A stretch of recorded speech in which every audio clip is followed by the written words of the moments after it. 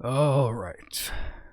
Good evening once again, you beautiful internet people.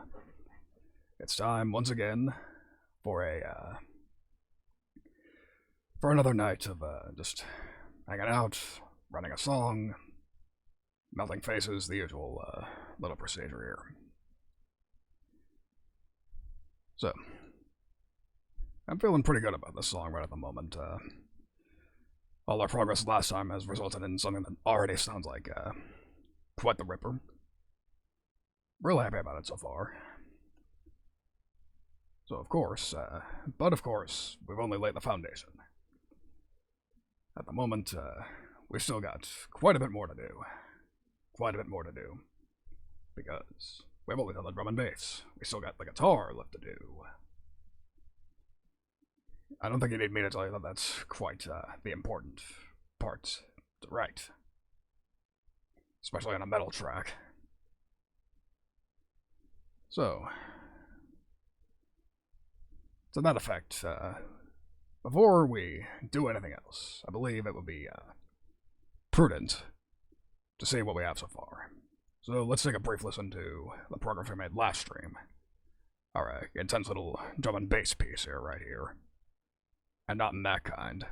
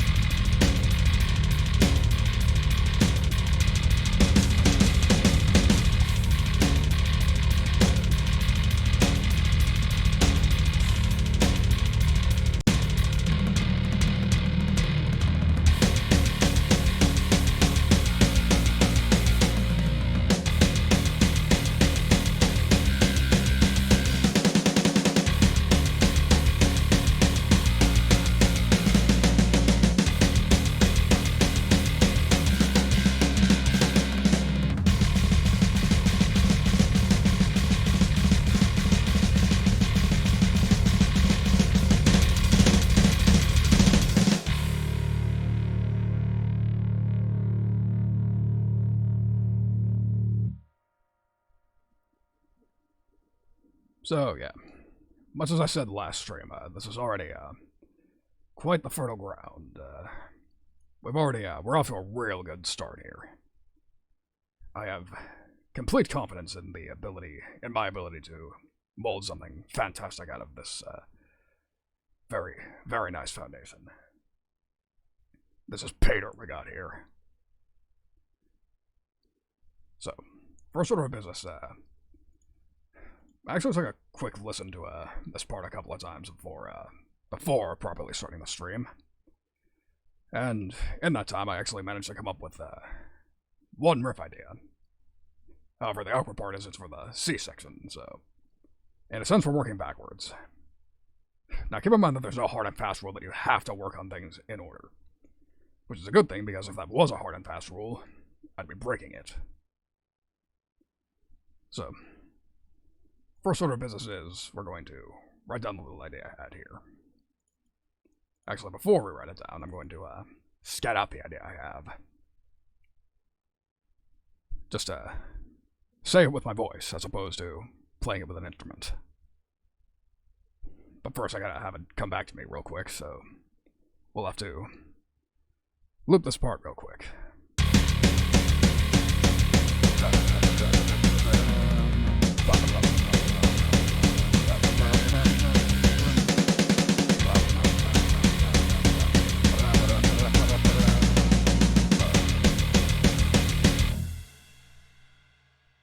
So nothing too fancy, just a basic staccato picking part. However, that's intentional. We want to, this being the chorus, like I said last time, we're aiming for melody. We want to ensure that this part has a very strong melody, so that that can really soar above the rhythm section. Ergo, we can try 2. Again, it's all about foundation. Because, obviously, if everything is vying for your attention, then the song's just gonna sound like a mess. Ergo, something's gotta give, and for the part, for the sake of the part that he really wants to emphasize. And for the chorus, that's generally the lead part. So, let's hop into ample guitars, and we will go ahead and write my little idea down. Right after we delete all this shit.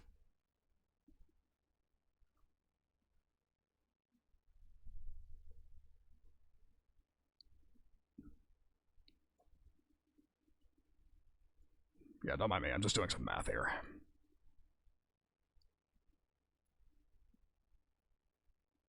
So that should be 8 bars. Okay. 37, 38, 39, 40, 41, 42, 43. That's 16 bars. But it's of no matter. So just to ensure that we have, so obviously the smart thing to do would actually be to save a part ahead of time, just to ensure that we can, just to ensure that we don't lose anything if we want to, come back to it later. So we're going to save this part, or save it as, my mistake. You didn't say anything. Something didn't occur to me. So we're going to save the part, but I just realized, actually we'll do that in a second. Let's actually write the part first.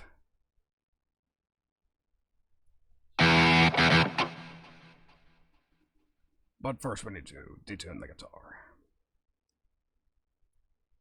So if I recall correctly, this was meant to be written in drop D. Or we'll write it as if it's in drop D. We'll do it that way.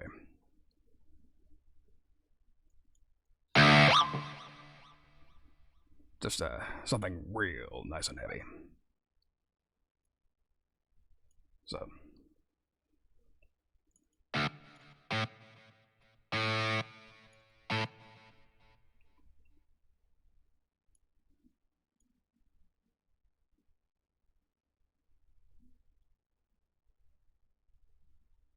Alright, just doing a little math here in my head. Then select these and copy and paste them.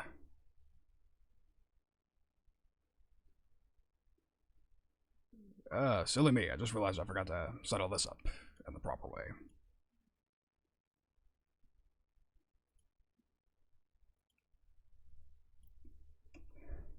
Glad I caught that early on. That would have made things very awkward if I actually committed to that. Correct the BPM as well. And now, let us go ahead and write that part as it was meant to be.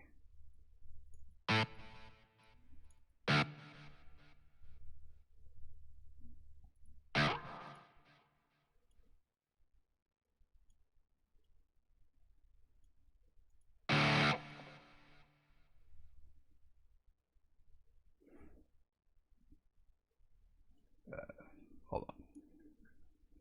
Yeah, I got kind of lost for a second. I gotta find my bearings again, real quick. Sorry, the metronome, far too quiet. Except the fact that you won't be able to hear it. So, yeah, I keep forgetting that in the particular setup I have, you cannot hear the metronome on your end. I'm gonna have to find a way to fix that eventually, but for the moment it's not a big deal. So.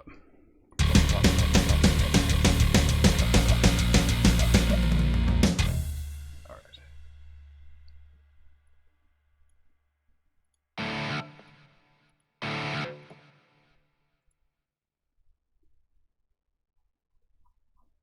Alright, there's gonna be a way to make this metronome, the metronome in here louder. There also be, but I'm not sure of it.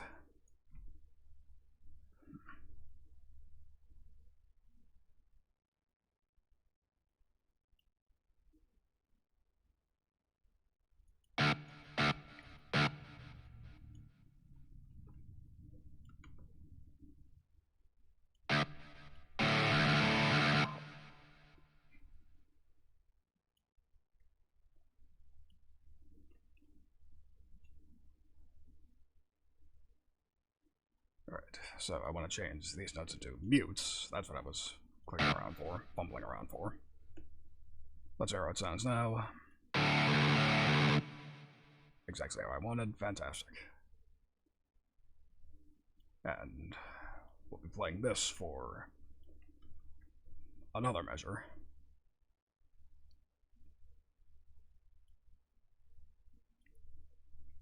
And we'll be playing something overwhelmingly similar on this measure, except several notes up. So for this measure, we'll be on B flat. So bring these notes way up.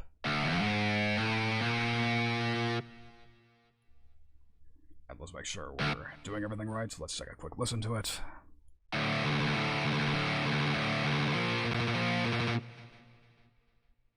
And for this measure, we'll just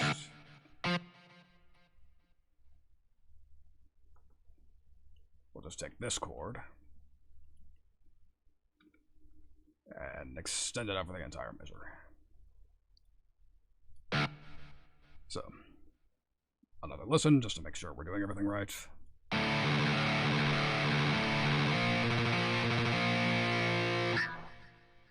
Absolutely perfect so far.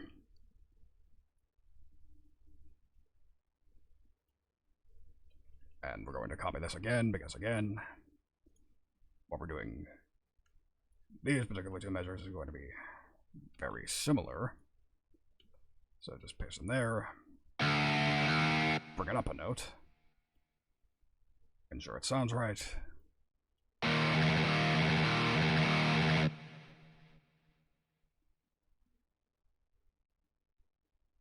And then we take these two measures,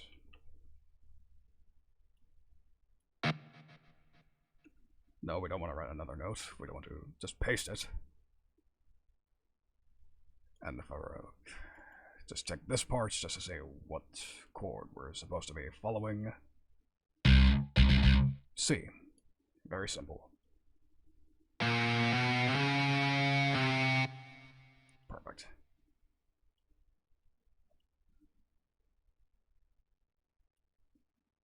So with that, I believe this particular riff is finished, but let's just take a quick listen just to ensure we did everything right.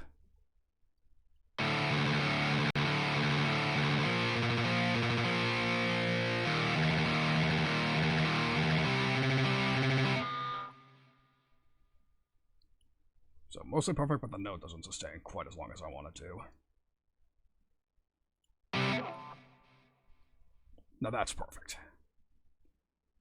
Now, with that, we can simply save this.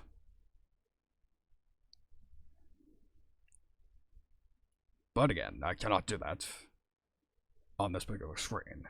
So, as per usual, I gotta throw out my waiting screen and ask you to be patient with me for a brief moment. So, please be patient with me.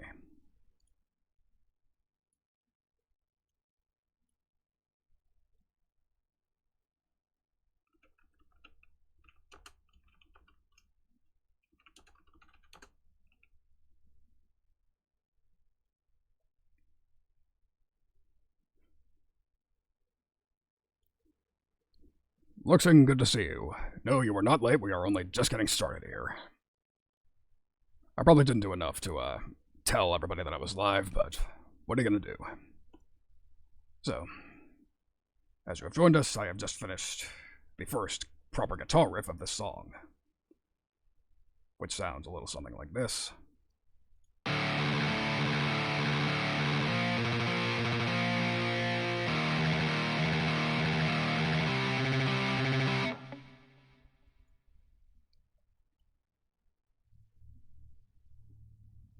Pretty badass, right?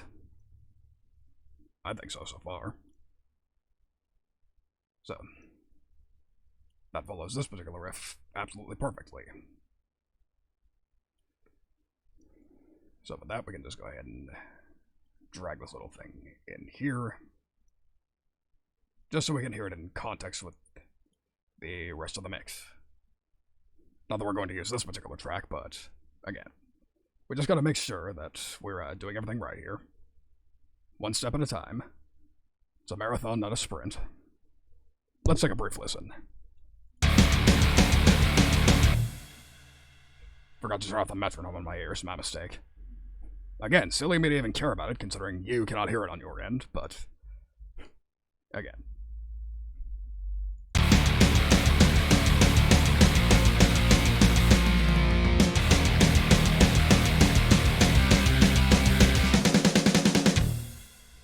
Absolutely perfect. Exactly what I want from this particular riff. Now, for the most part, we can just keep this as is, but we should also listen to the bass very quickly just to ensure that it follows it as well, because the guitar and bass gotta communicate along with the drums. Everything needs to communicate. That is one of the paramount goals of a metal band. Everybody's gotta stay in communication.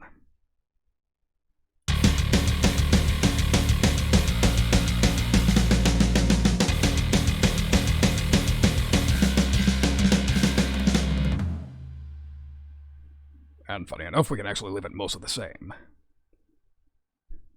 That said, the devil's in the details. But, conveniently enough for me, only thing I gotta change is... this last measure is the only thing that's gotta be changed up.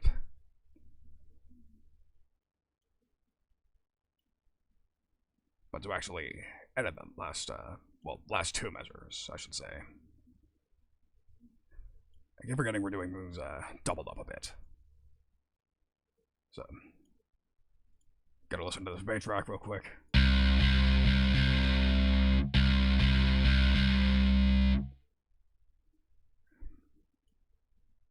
Gotta turn this on.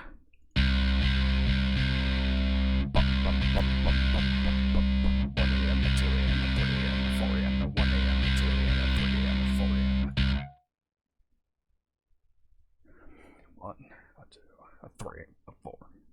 Right.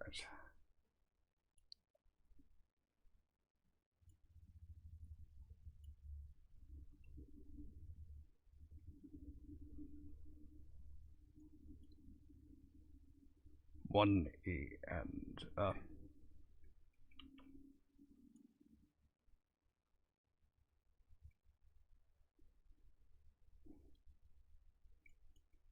actually, I'll simplify myself if I write it. This measure's gonna be hard to figure out, but this one's easy.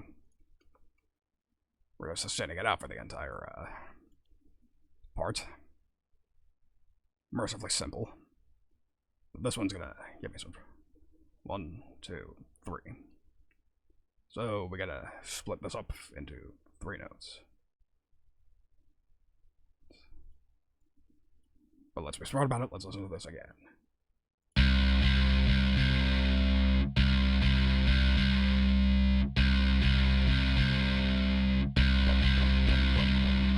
One E and the 2 E and the 3 E and the 4 E and the 1 E and the 2 E and the 3 E and the 4 E and the 1.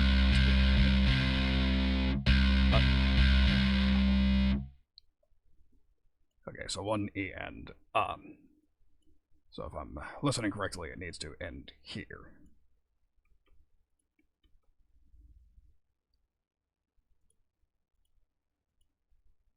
Silly me. We can't listen to this part if it's muted in favor of the bass.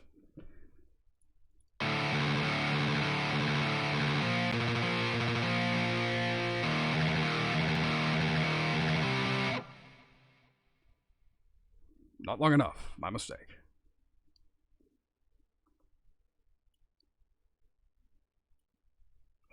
Okay, maybe that's the right length. I'm just gonna guess it is.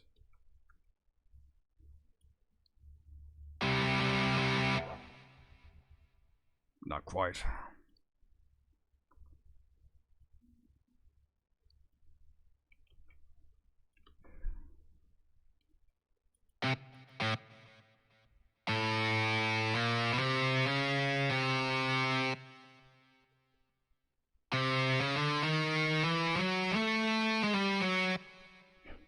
Yeah, I know that sounded really lovely, but that's an unfortunate thing. I gotta scrub through a bit to put this on the right note.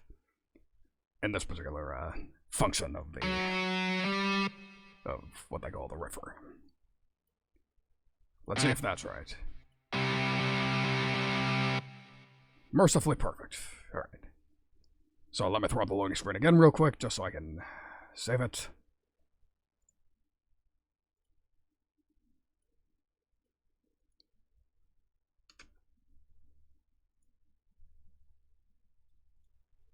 And ipso presto, it is saved.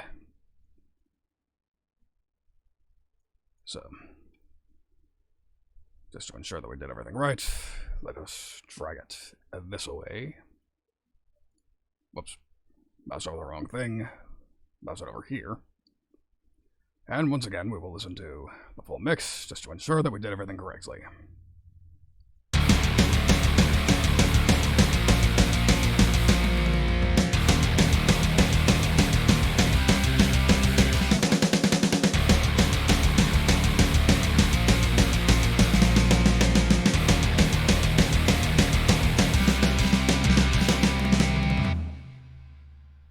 Thunderbird, my brother, good to see you. You have arrived just in time for us to see if transfer this particular part over to a different guitar part. So it's time to introduce you all to a rather unique part of my workflow. So, as we mentioned before, this guitar library is Amplifier, which is great for songwriting, but you may have noticed doesn't sound the most realistic thing in the world as a final sample sort of deal.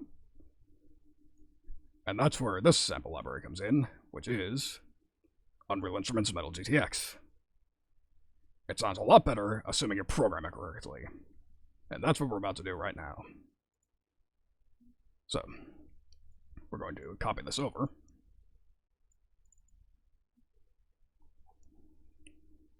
And before we start, so what we're about to do here is we're about to edit some key switches.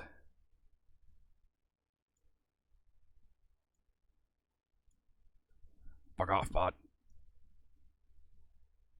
So, key switches. That would be these things down here. These things up here are the harmonic notes, which are obviously very important. But these down here determine what exactly, what sort of note is being played. An articulation, in technical terms. As for what those specific articulations are, that's where the note name function comes in Reaper. So, we will load a note name from a file, and it looks something like this. So, this is just a little TXT file that a lot of people are wont to make. That'll show you which key on the piano corresponds to what function. Because every sample library worth its salt will come with many articulations of the same particular sample library. So for instance, if you like a guitar, you don't just play it one way. There are many ways. There are sustain notes, there are palm mutes, there are slides, there are harmonics. And that's where the key switches come in. However, you may have noticed that this particular plugin has a rather limited selection. However, fortunately it comes with a very convenient little function right here where you can manually set what string is being played, which the sample library I'm about to show you does not do. But it's convenient to have this anyways, because it plays automatically. It gets placed automatically in every note if you drag it from the Riffer, which is very useful for programming a Metal GTX. So, enough waffling. Let's set up the note map for Metal GTX. We're going to pick a file.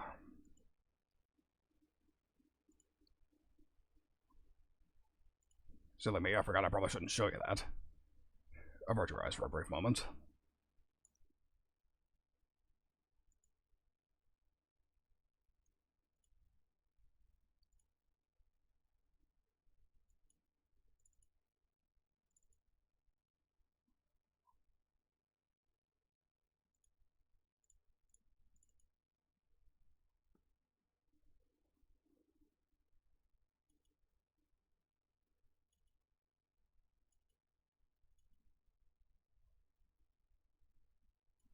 And we're back. Thank you for bearing with me.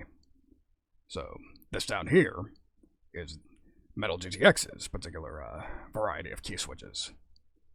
Way more than the Apple suite. Which is exactly why it sounds more realistic than the Apple suite. But again, these libraries synergize really well, and that's really all you can ask for. So let's do some editing. We gotta keep both of these open so we can cross-reference them with each other. Because again, you gotta make sure what you're doing here corresponds to what you do over here.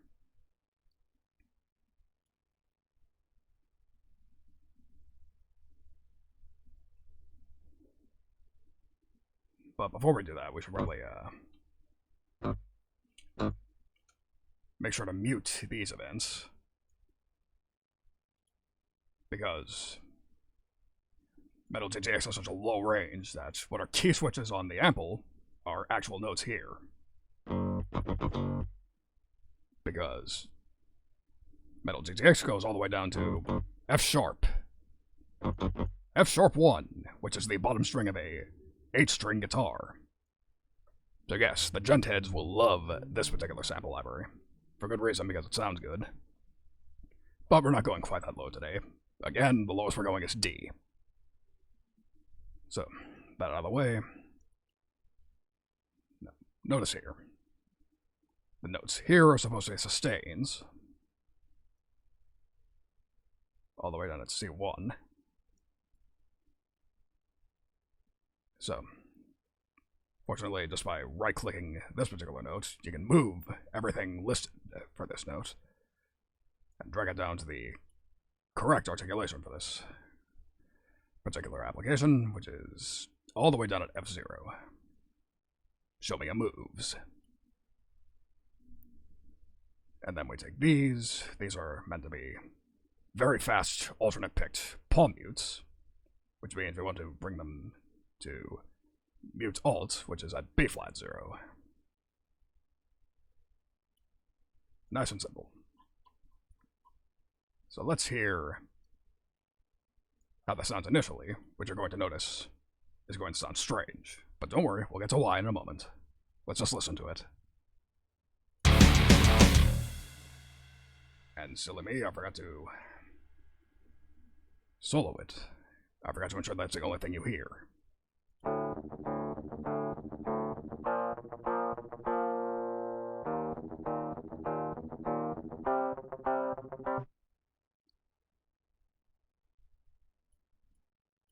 Again, very nice, exactly what I want for the moment. However, that is only the direct input. So I've explained this before on stream.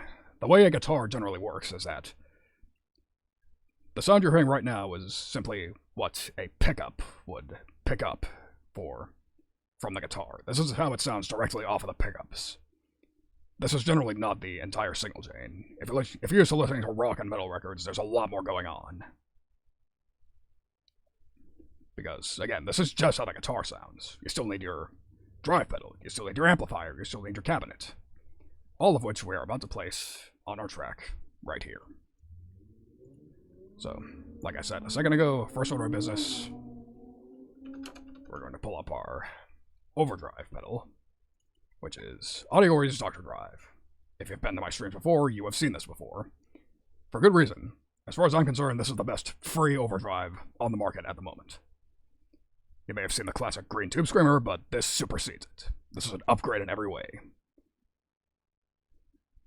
So, we're going to go to the factory presets and simply pick Smooth Booster.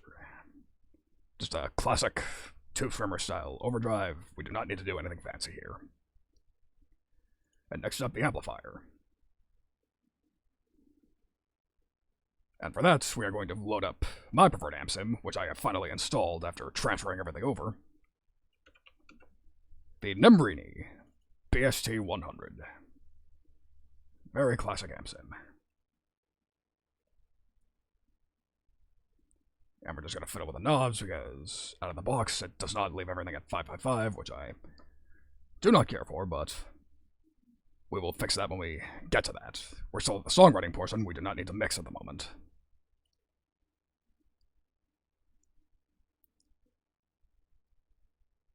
Yeah, we'll leave. I should probably mention that this is the built-in cabinet simulation for this particular amp sim, but we're going to bypass it. I don't want to use it at the moment. Instead, we're going to pull up another plugin called NotIR, which serves another purpose. And I'm going to load up a custom impulse, which I have to dip into the files again, but I don't want you to see that, so please bear with me another brief moment.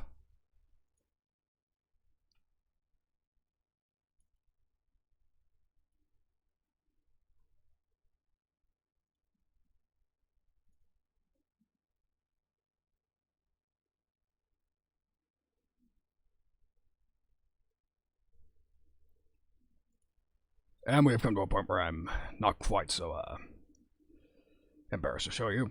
So, guitar cabs. I think today we're going to go for Devil's Lab impulse responses. Guitar. Oh, that's right, I forgot to unzip these. Silly me. One moment, please.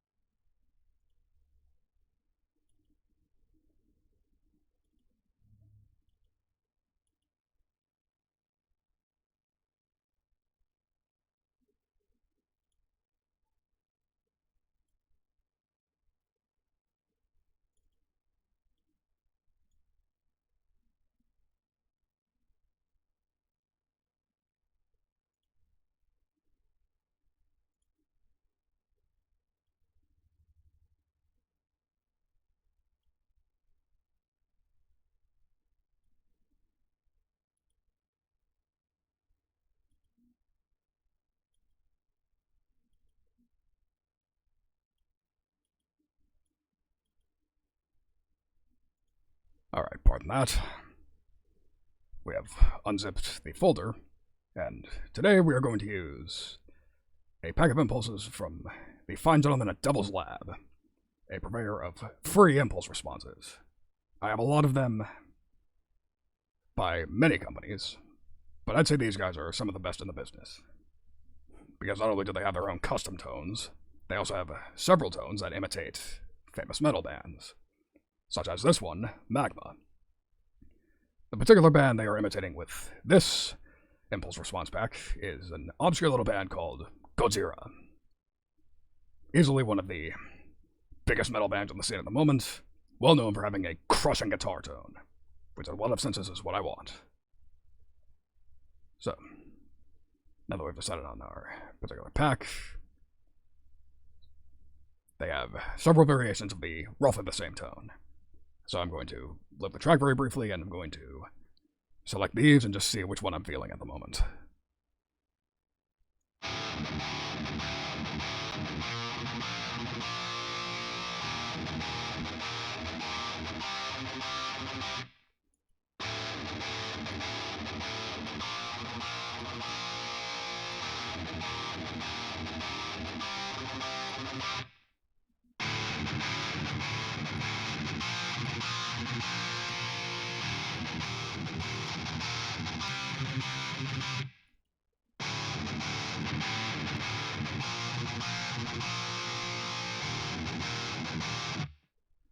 And I decided that Impulse 8 is the one that I like the most out of this particular lineup. So we're going with it. I think it sounds very nice. But, again, just to double check, let's ensure that it sounds nice in context.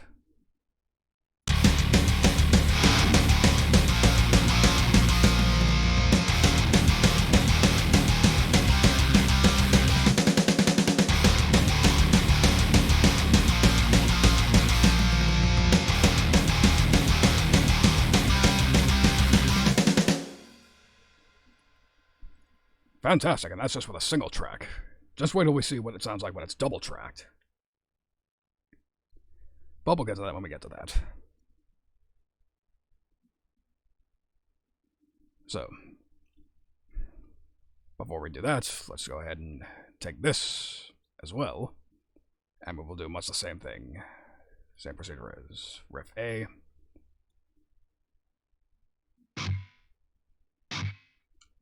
Take this pair of events and mute them. Now, these are supposed to be sustained, so drag them down to sus down. And these are supposed to be alternated palm mutes, so bring them down to mute alt. And let's make sure that we transfer everything over correctly.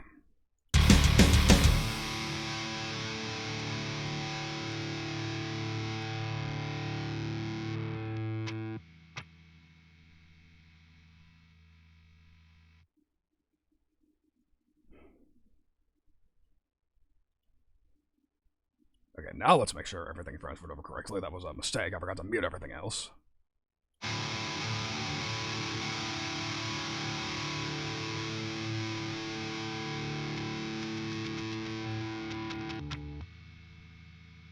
Okay, what the hell did I do wrong here?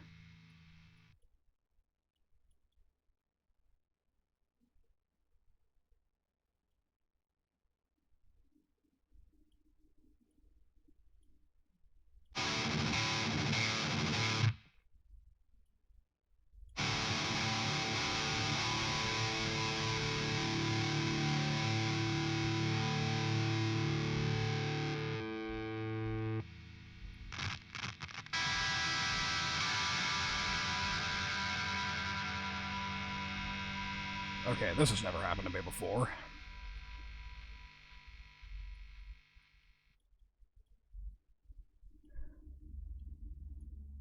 This is unbelievably bizarre. That has never happened to me using this program at all. But I suppose that's just a game you play when you rely on free plugins. You just gotta expect some jank like this every now and again. So now we're gonna take the time to fix my shit here. So this is definitely where it's supposed to be. Mute alt. Just wiggle it around a bit. And this is definitely supposed to be sussed down. That should be correct.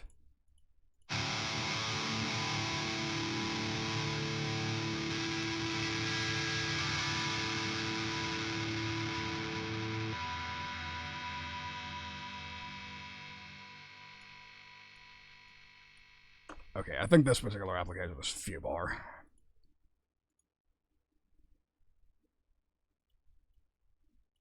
This is exceedingly strange.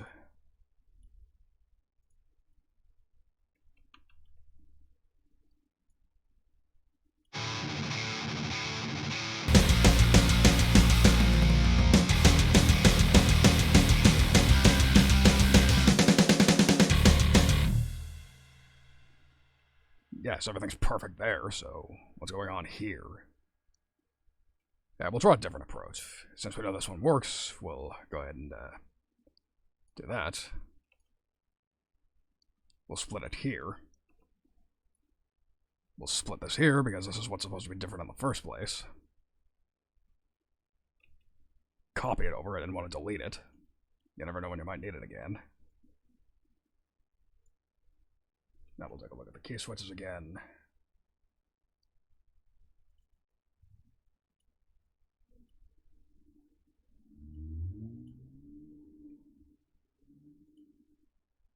Scrub all the way over here.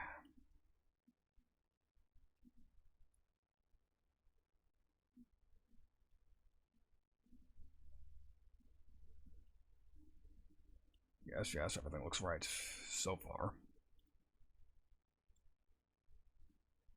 And again, these are supposed to be downward sustains. Good. That was lucky I managed to get it first try. And again, mute these events.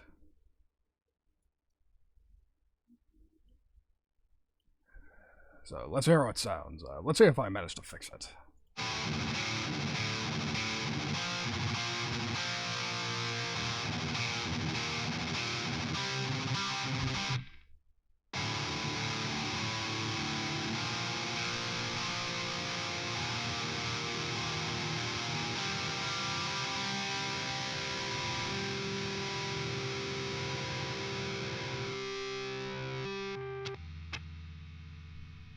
What the fuck is this shit? Something seriously wrong is going on here, and I have no idea what. I'm not even gonna front. This is, just... What is this? Oh, boy.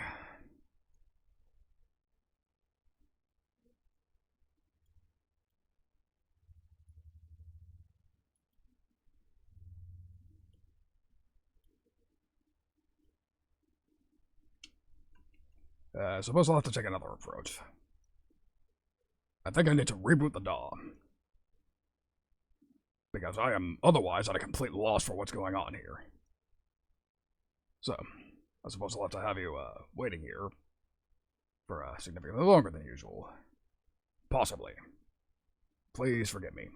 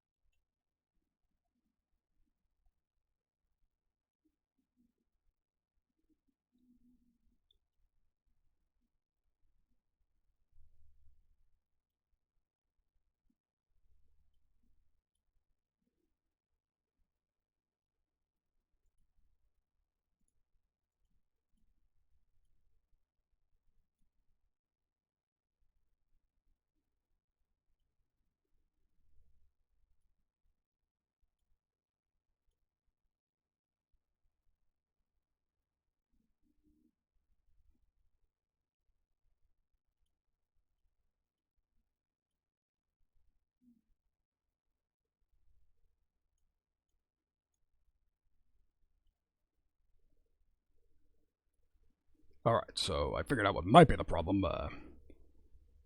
so... As for Zondo, the sampler I'm using, apparently the player is out of date, which is sort of a problem. It might be a bug related to that. However, I don't think I'm in much of a position to actually, alter it this stream. Go get the new version, because, that would hold up the stream a bit too much. So I suppose we're going to have to, do something else. I suppose we'll not be working with Metal GTX tonight. Or possibly anything else SFZ related. Let's get off my nose, that was the only part, I believe, that used it. So, we can salvage this. I can still just write a guitar part. Shouldn't be that difficult. It'll just sound not quite as good as I want it to, but... Again, better I can actually use a plugin that doesn't sound as good versus my good sounding plugin that's apparently bugged out. Improvise, adapt, overcome. Sometimes you just gotta do that shit. So, let us go ahead and, let's go back to the beginning for a bit. Let's, listen to this A section a bit. Let's see if I can come up with anything, for this particular, part of the song.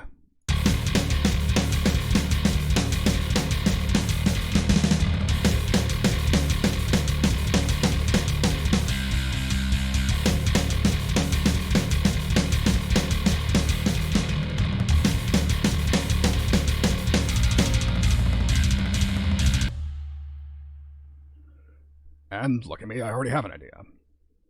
Something along the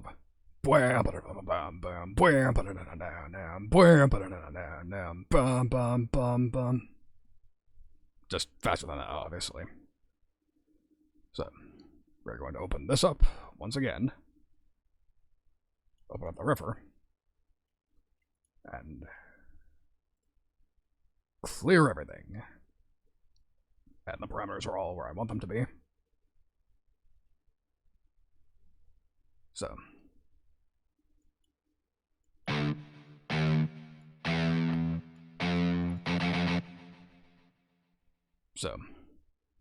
For the first bend note that I want to find what the third of a D minor chord is, which is easy enough. You can just come in here, snap to a chord, minor triad. So, F apparently. Which means I have to go either a note below that or 2 notes below it.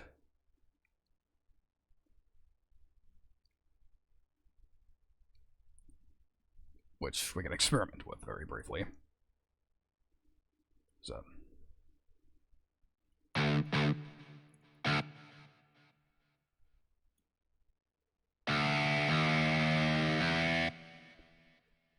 Bend. Bend. Let's hear it.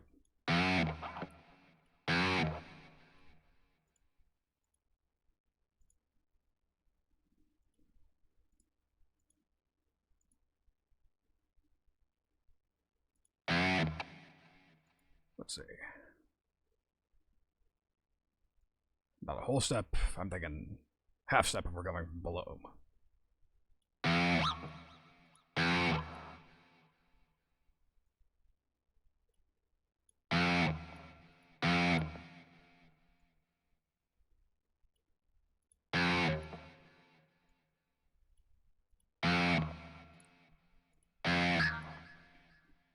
This is designing quite how I want.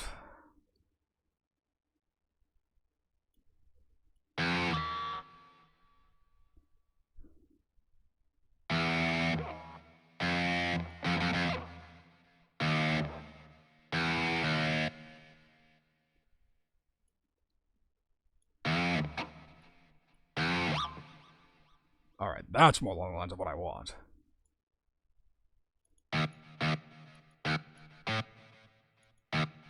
Okay, that note's wrong. These notes are too high, so let's bring them down and make them mutes.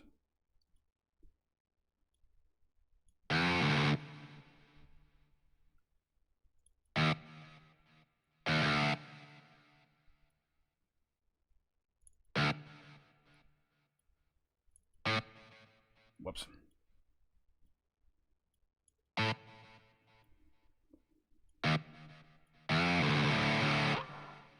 Perfection. That's how I want it to sound.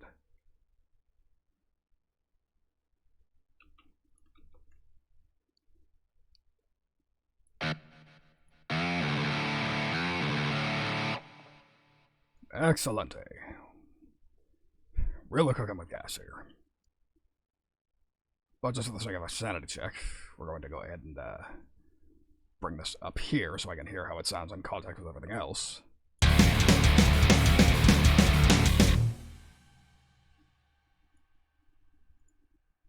Perfect so far. Don't forget about the fact that I deleted that. We'll bring a better version in once we finish the part.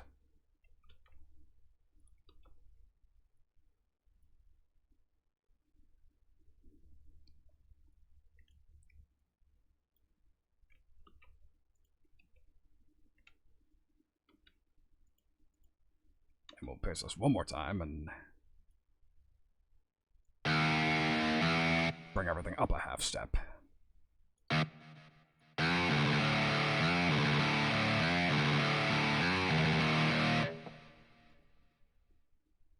And again, sanity check. Bring it back into the DAW. Just ensure it's all well and good.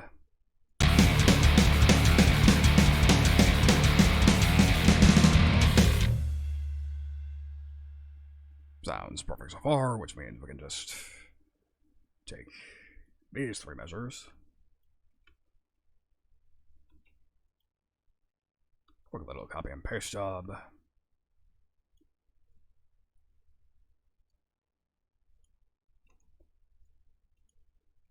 drag it back into the DAW, listen to it in context.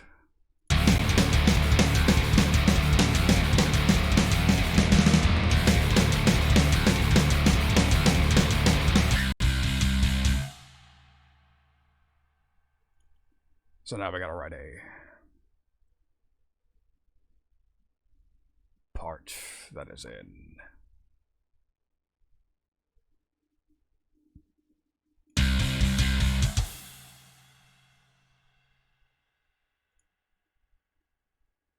C.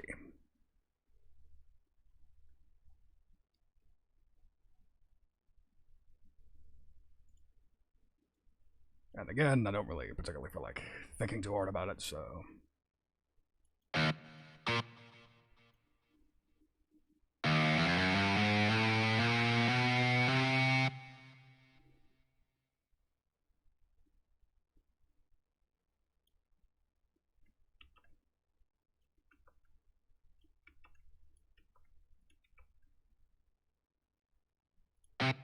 let's make sure this sounds correct first.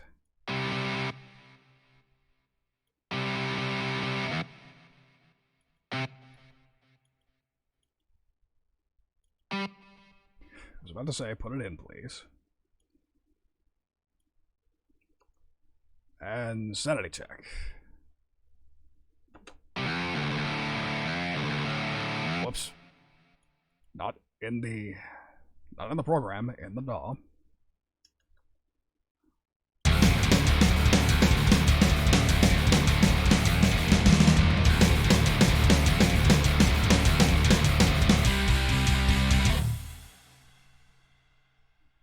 Perfection. And again, we're going for something that's most of the same here. But first we're going to save this part. Which means another loading screen, hooray.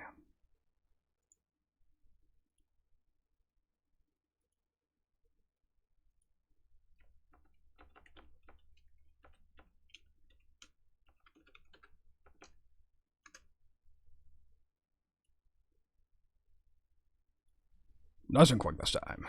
Got it down to a science. For the moment. And again, you can see that for 3/4 of the next repetition, it is just about the same. But then we come to these two measures, which sound like...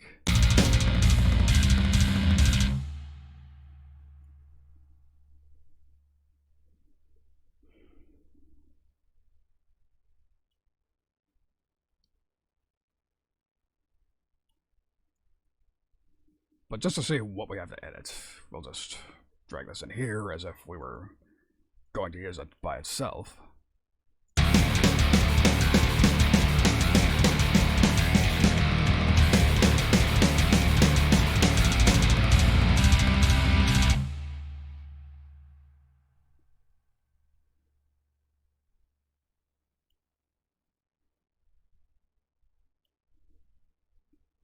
Simple enough. So, measure 7 and 8 are what we need to edit.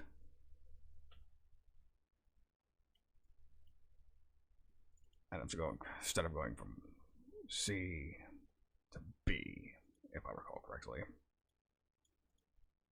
But let's be smart about it. C, B flat. No, that's right.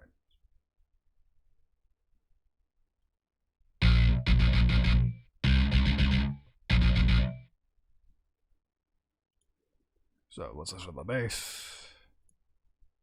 We'll split this because we literally do not need it.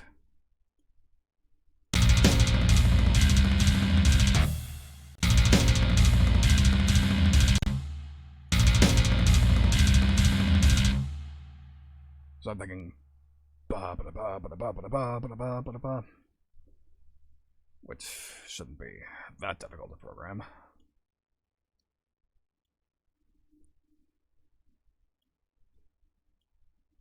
So first we're gonna find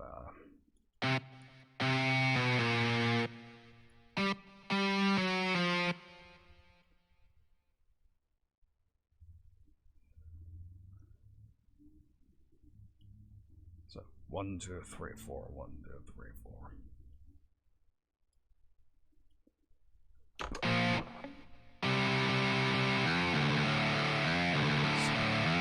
Did it again. Shit. Okay, so... Not what I wanted to do.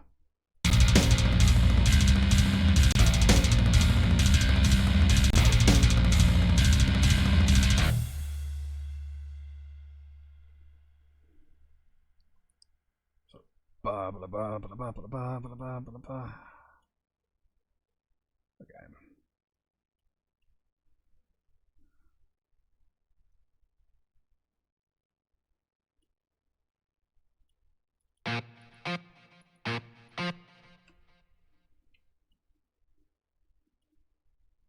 Mute.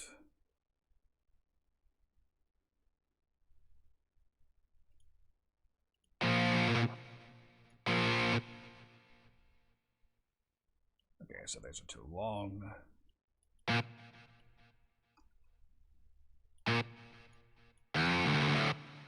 Shit.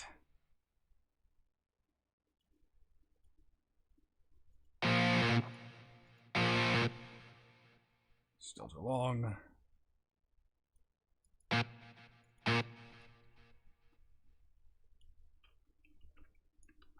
Ba ba ba. I think it's too short this time.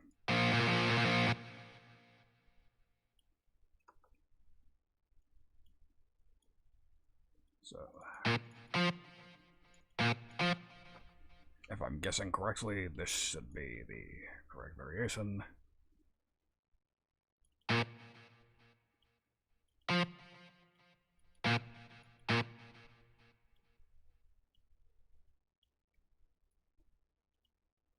Stay mute.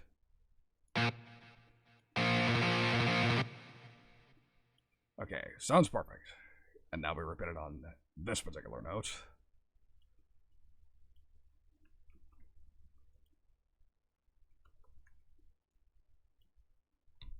But we bring it up to C.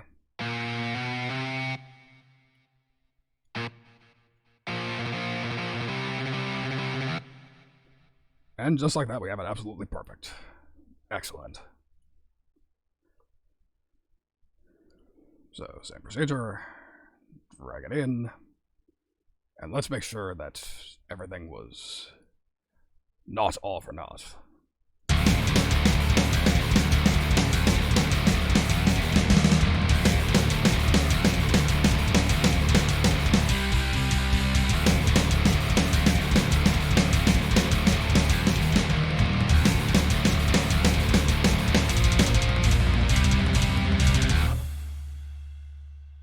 Perfect, except for the fact that I think I forgot to get rid of a bend.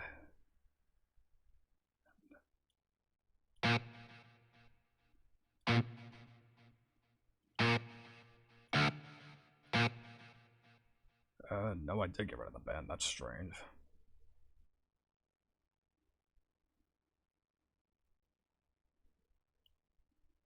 That one. Against my better judgment, I will trust the program for the moment. And now, same procedure for this little part here. So, let's take a listen to this, see what's going on here. And if I recall correctly, this is the halftime part, which means it's gotta be extra crushing. But we will not know until we listen.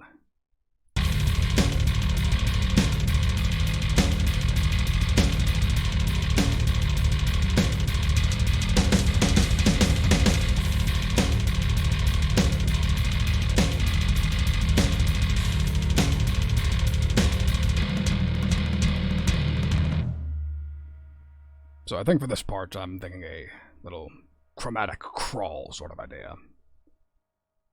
As for what that means, I'm about to show you. Right after I save this riff.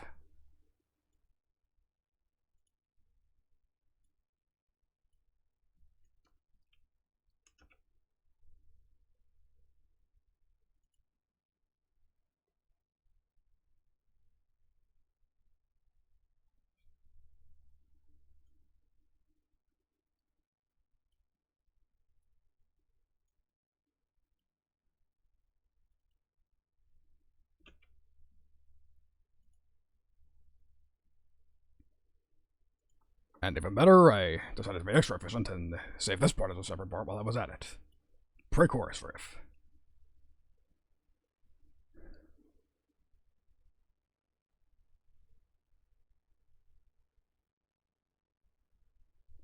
So, what we're going to do here is we are going to have one little sus power chord.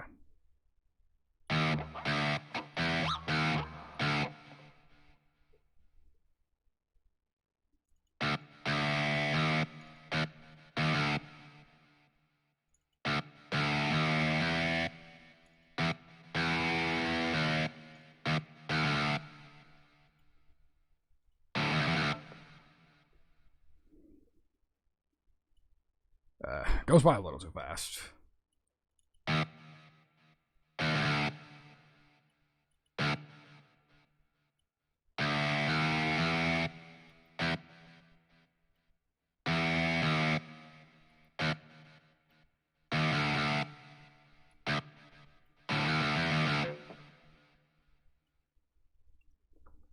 Still too fast.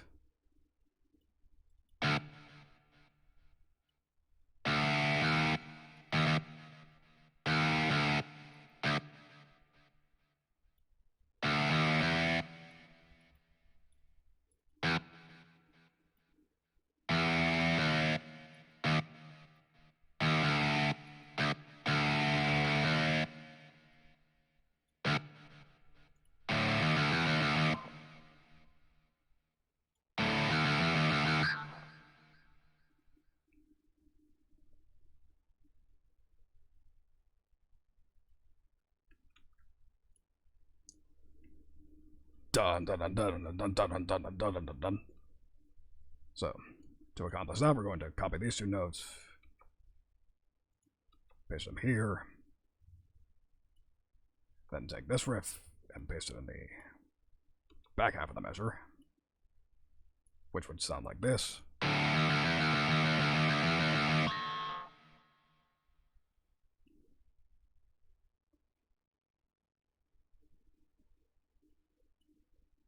And I want everything except the E to be muted now that I think about it.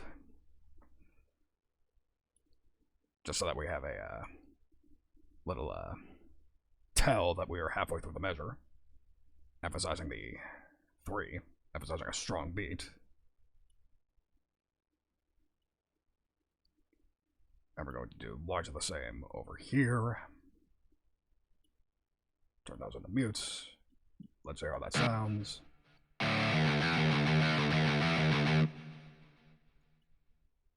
Exactly what I want out of context. But again, we need to hear it in context to be sure that we're doing the right thing.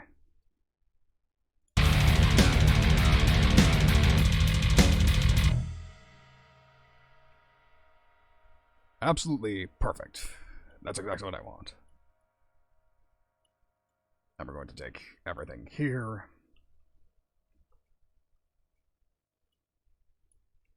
Copy and paste it here.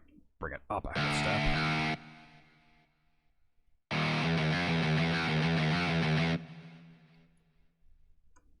Now that's pretty crushing.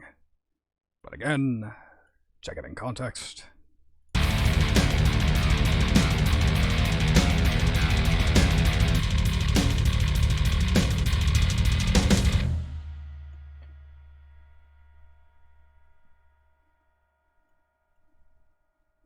Sounds perfect, so we take this.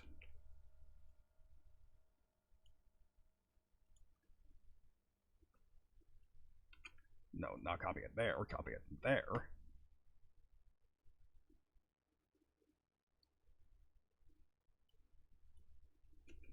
So the plan here is I'm probably going to try to mix it up for the last 2 measures of this repetition. Just try to bust up the monotony a bit.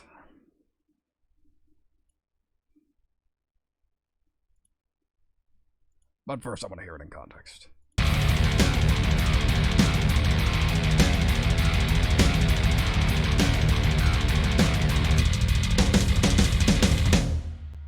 Actually, on second thought, no, I don't want to do that. I'll save the mix up for the...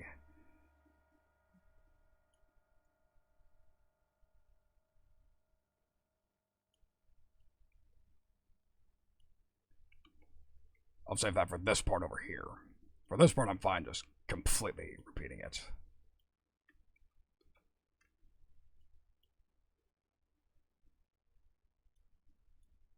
Which, with that, would mean... I said, get rid of it. And with that, that means the first half of the riff is done. So let's hear it.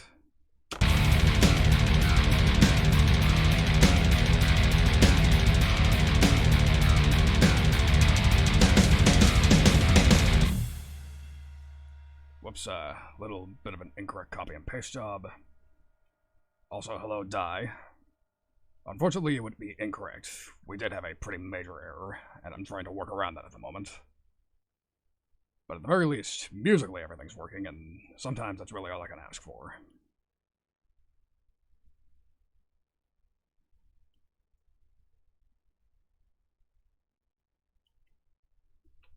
So, bring it over here. Yes, mostly working. Mostly is the key word here.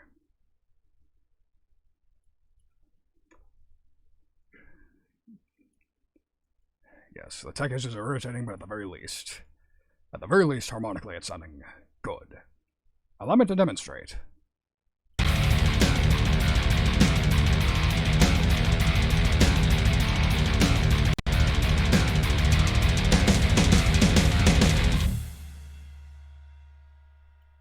Utter and complete perfection. This is exactly the sort of feeling I was going for when I first wrote that drum part. All the way back on part 1. Absolutely perfect. Excellent. Could not ask for anything better. So, that does it for the first rep of this, but we gotta go for a second rep. Which, as we've already established, is going to be mostly the same as the first. But first, I gotta save this portion of the riff. Well, actually, I need to save it as the second portion of the riff. Whatever. I'm saving, and I need to throw up a loading screen. So, give me another 30 seconds or so.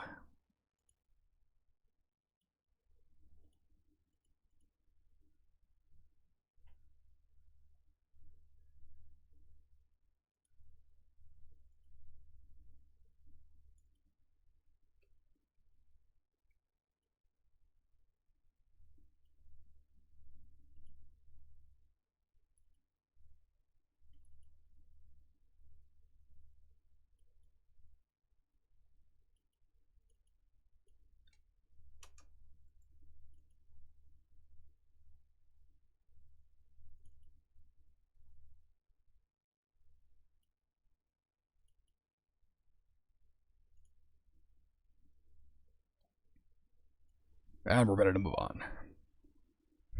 Now again, I want this to be most of the same as the previous, except for I want the last 2 measures to do something different. Just to bust up the monotony and give it a tell that we are moving on to the next section. Which means last 2 bars.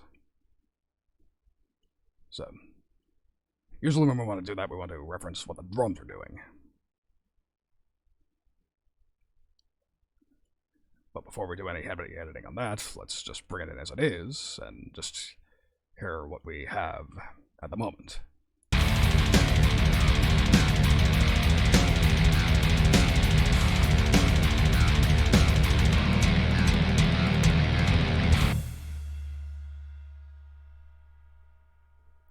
So, I already have an idea for that. I'm thinking Tremolo Picking. Because, again, we're moving on to a faster part, so that's the best way to tell everybody that we're about to speed it up a bit. Makes enough sense, right? So.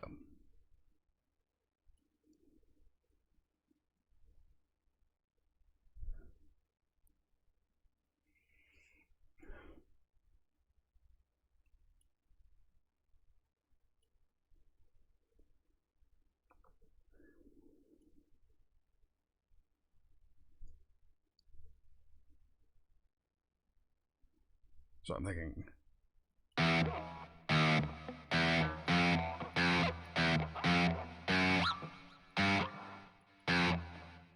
Okay, so.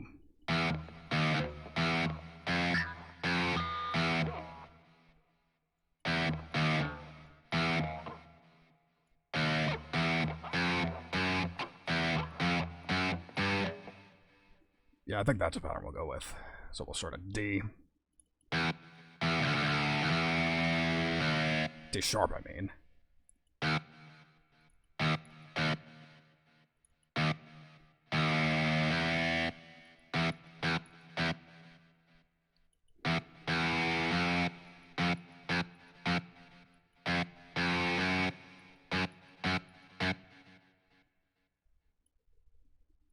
And then we'll take all of this and simply bring it a half step up.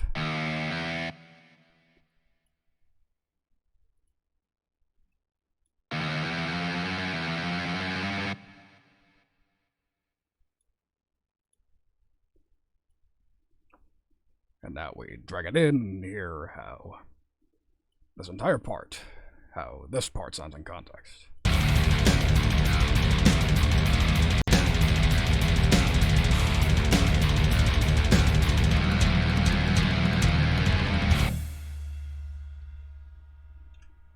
Sounds good to my ears, so just for shits and giggles, let's hear how everything sounds together, except for the intro and outro.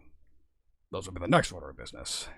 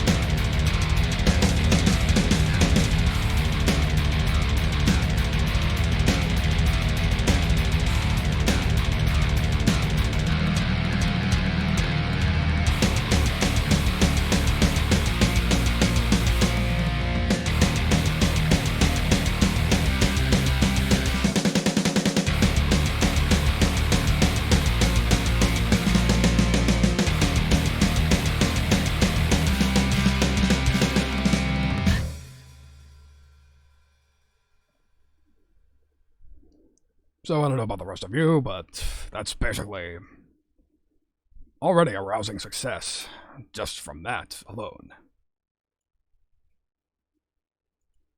So, let's go back to the intro real quick. Because at the moment I'm sort of wondering if this should be drum only or not. Because, first of all, you may recall that we came up with a bass part for that last time. But when I loaded up the DAW and took my first pre-stream listen to it, I was like, I'm not really feeling this at the moment.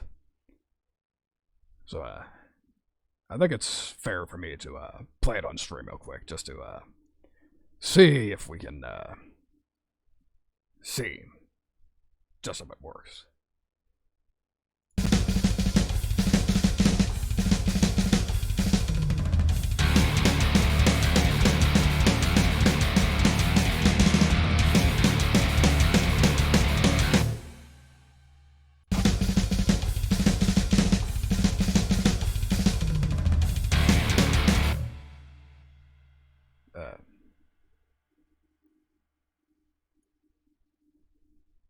Did I do something wrong with that intro drum part?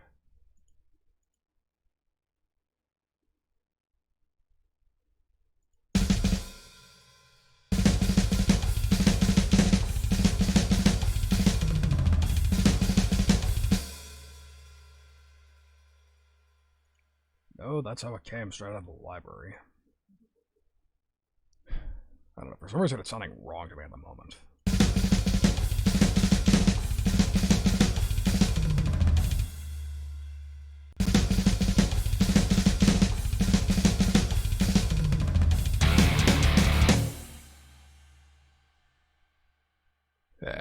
I don't know. Well, let's course correct and see if there's what we can do over in the back half of the song. See what we can do for the ending.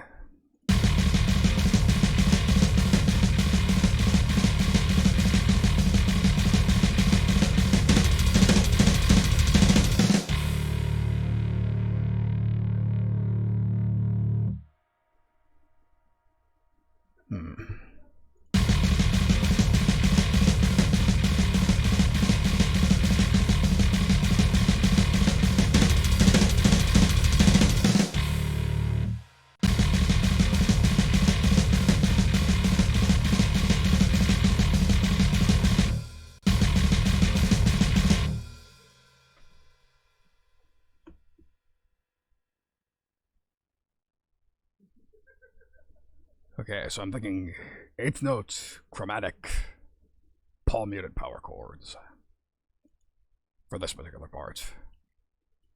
Probably something that would be played. I don't know if any of you are familiar with Dave Mustaine's spider chord technique. That seems to be what's speaking to me in the moment. You'll see what I mean when I start writing the part, which means I have to actually save a part with the proper name. One more loading screen.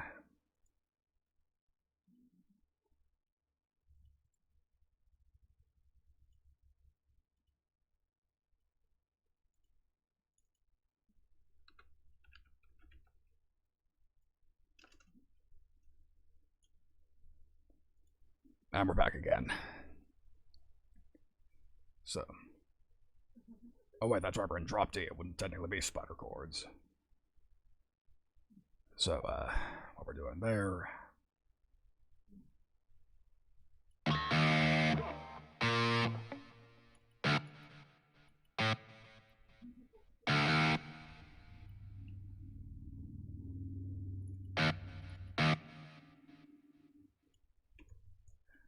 Control C, Control V. Down one.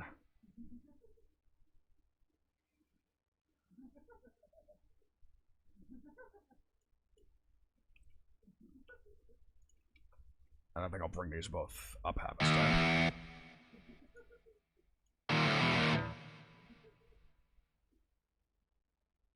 Yeah, too long.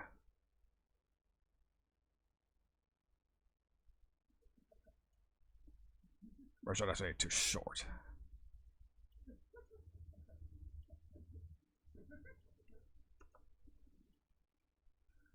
I want an eighth notes, but I think quarter notes will fit better for this particular part.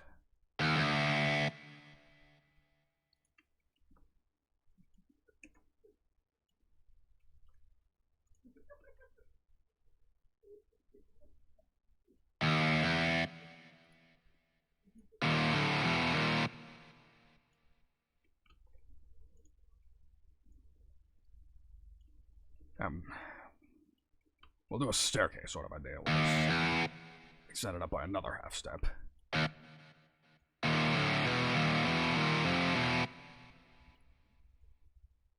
Whoops, these are a half step lower than I wanted.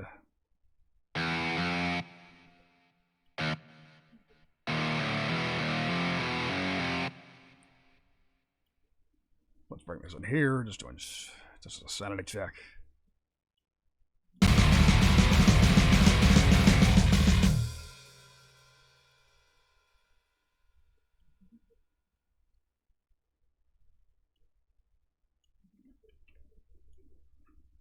And then we'll do much the same. We'll do literally the same part over again. We'll repeat these first two measures.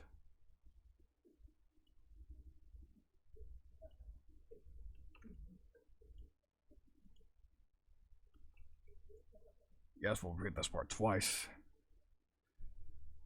And what I want to do, and I'm not sure if there's an easy way to do it in reverse, is I want to reverse this part.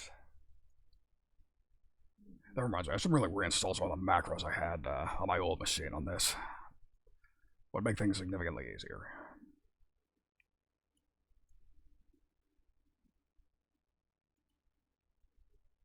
Yeah, I suppose I could always just do it the hard way.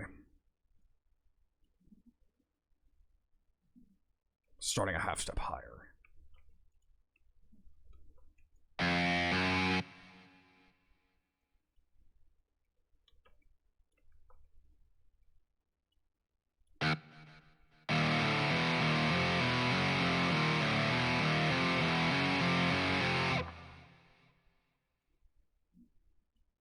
Done.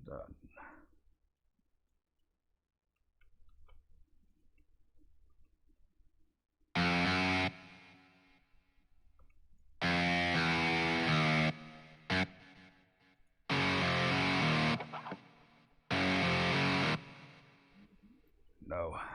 What was the pattern again? Okay, so we're going done, done, done, done, done. Which would mean the pattern would be starting here.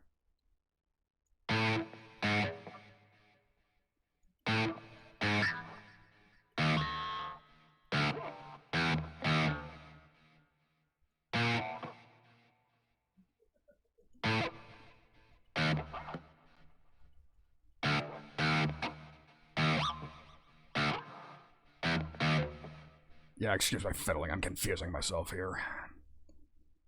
So, if I do this in reverse.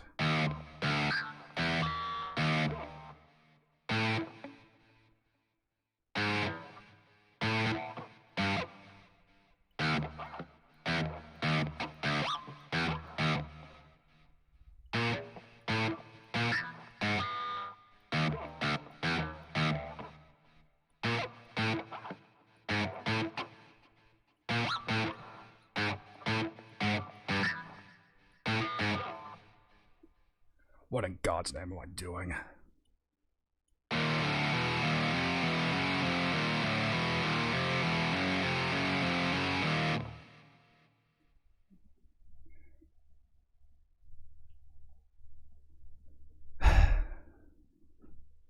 So, yeah. Just in case any of you thought that I was an absolute musical wizard and I always knew what I was doing 100% of the time, may I present evidence to the contrary?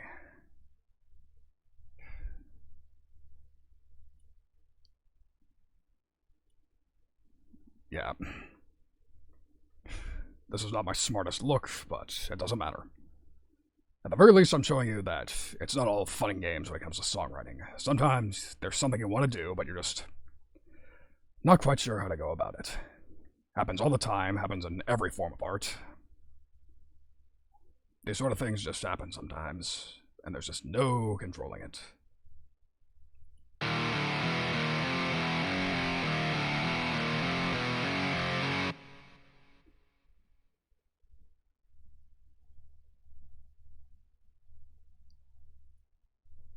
Yeah, then again, we could always just simplify it.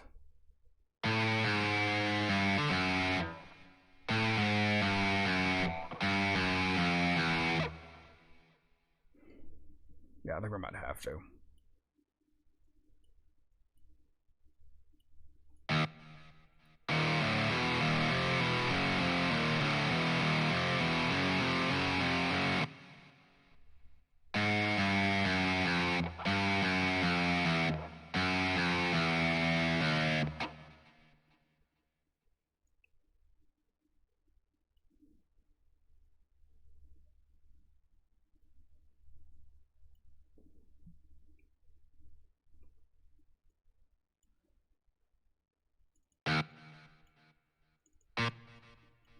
Fortunately, I already know where I want to end, because I want it to end on a big old D chord. Which means, to get to there, we're going to do something like this.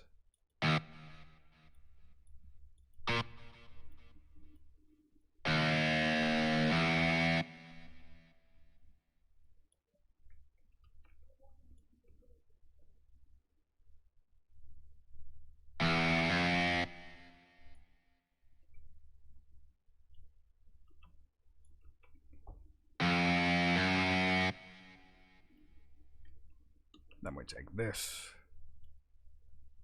pitch it here and raise it a half step.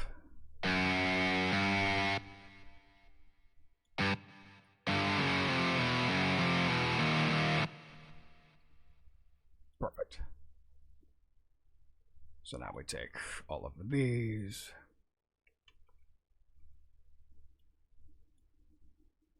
paste them here, raise everything a half step. Let's hear how it all sounds together.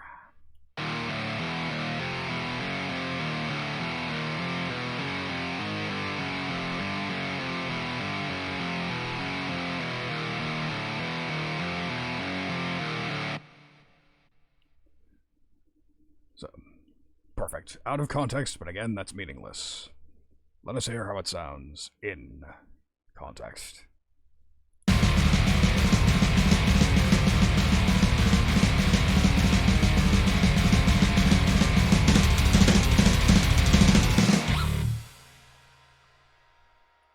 Perfect except for that last little sustain. which is very easily accomplished. Which means I need to save something very briefly.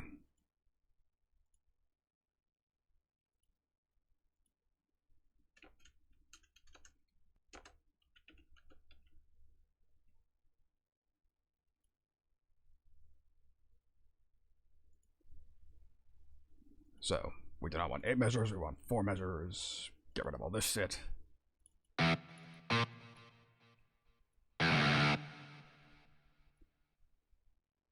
And just sustain for about 3 measures.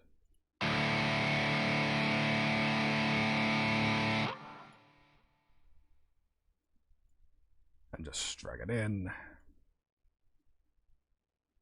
Or actually, no. Let's be extra fancy. Let's make it a 3-note power chord. Just to give it that extra little punch of power at the very end. And let's hear how it all sounds together.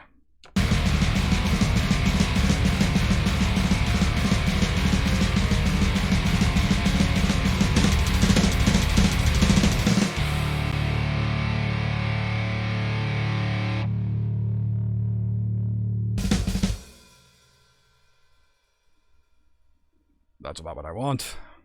Perfect.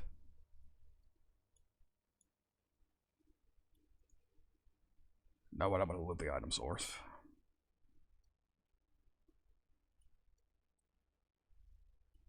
Just going an extra couple measures so that when I render this out, it won't cut off the sustain. Because I don't want that.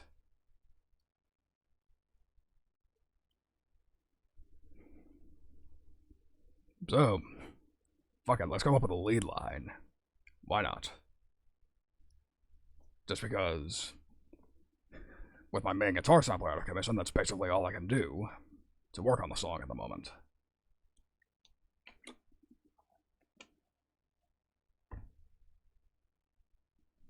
So, to do that, we're going to have to insert another instance of ample guitar.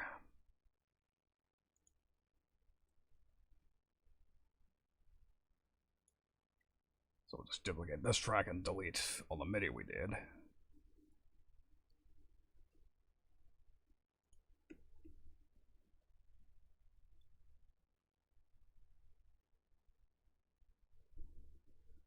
So, I think we'll start for this part because I want I have an exceedingly simple lead idea for this part. Pretty much all I want to do is just an octave chord sort of thing, just to fill out some notes.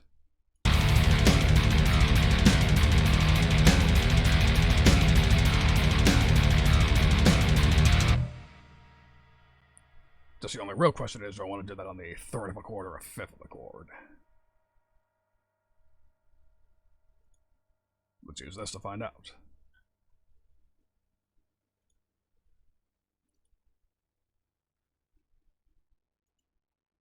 So we'll snap to a D chord.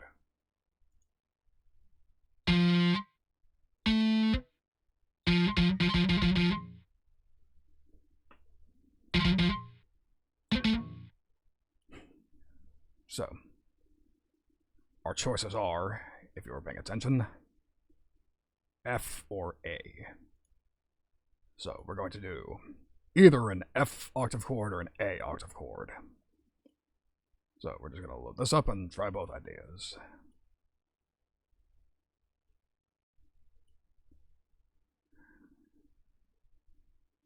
Which means I gotta make another part all over again. I was really thinking ahead a bit more, but what are you gonna do? So, another loading screen.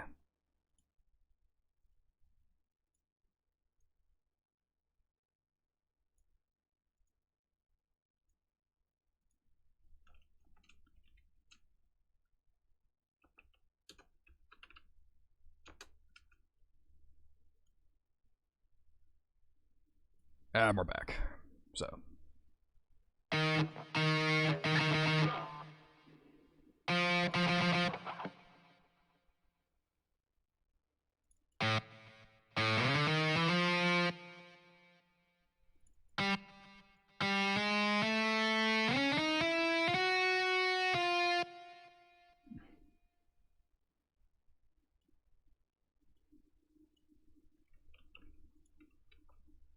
Whoops.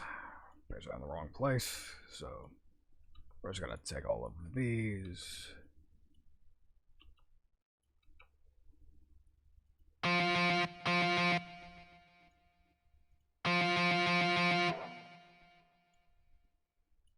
Let's hear how it sounds in context.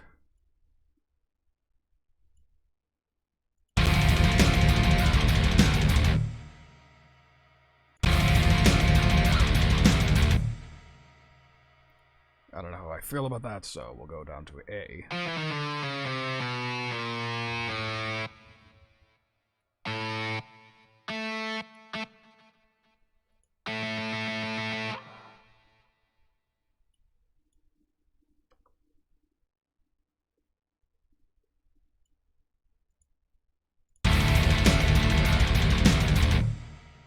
I like how that sounds significantly better. So, we are going to roll with it.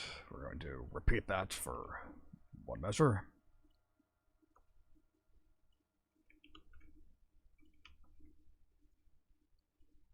And let's see how it sounds in context real quick.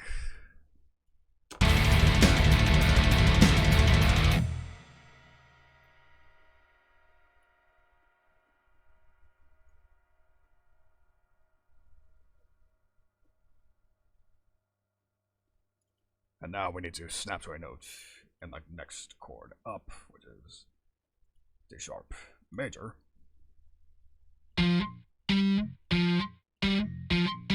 So we're going to go up to F or G.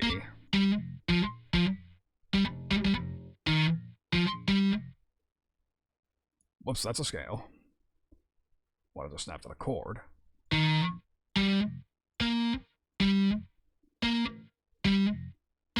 So either G or A sharp. If we're going for the chromatic theming, I think the choice is rather obvious. So we'll just go up to an A sharp, just because it's right next to it. It's on the way.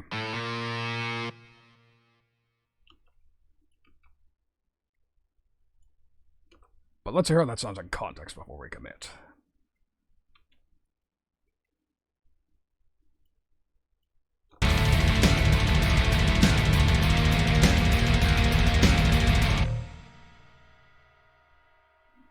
Sounds good to me.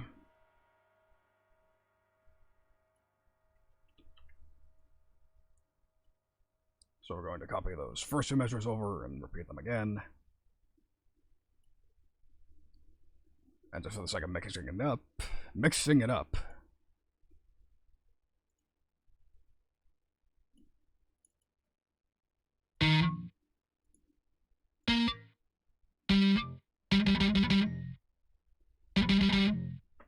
We're going to go to G, which is probably going to be quite a ways up.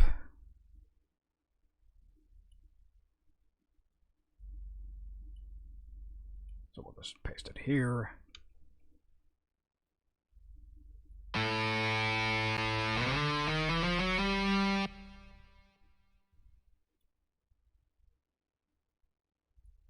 And we'll hear how it sounds in context.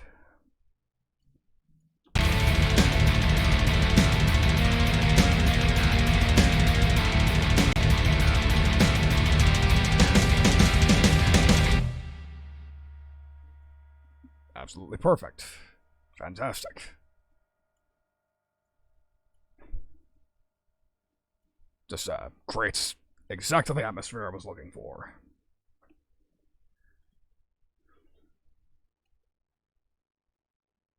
So next on the agenda is, once again, the first three measures will probably largely be the same thing.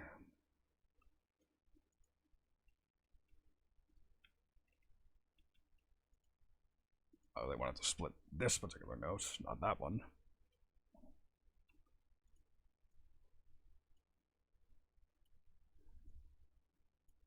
Because I want a unique sort of lead line for this part, but I'm not sure what exactly to do.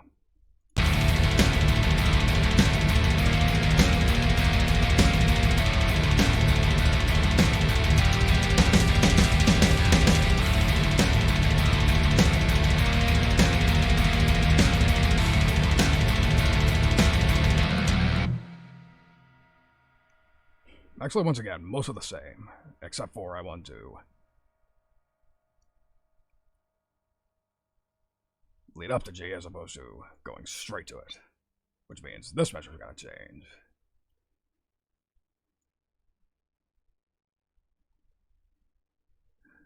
So, something randomly in the scale.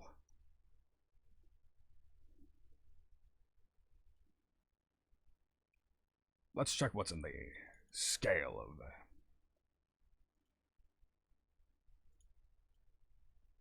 D minor, just to say what leads up. Or, excuse me, D Phrygian.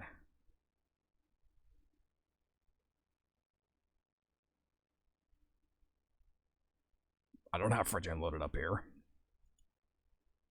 So I guess we're stuck with bare bones minor.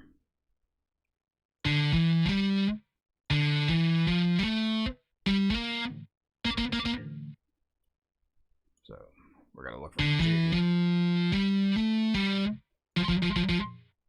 So we're most likely going to, this measure's probably gonna be F.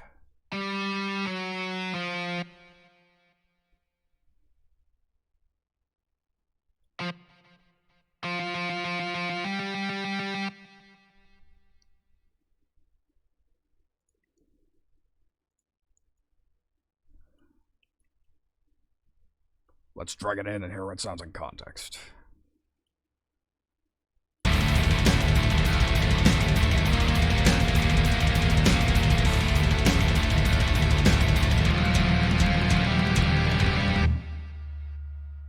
Yeah, not quite the effect I was looking for. So, let's see, what's the note before F? E. So, let's experiment a bit. If we just pick random scales, we should eventually find something that works.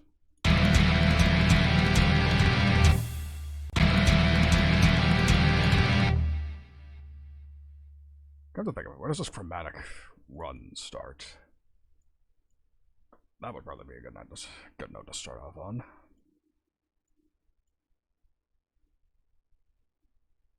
A flat.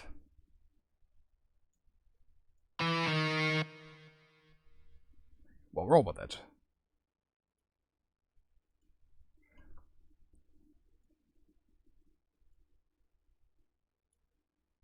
Let's hear how it sounds one more time.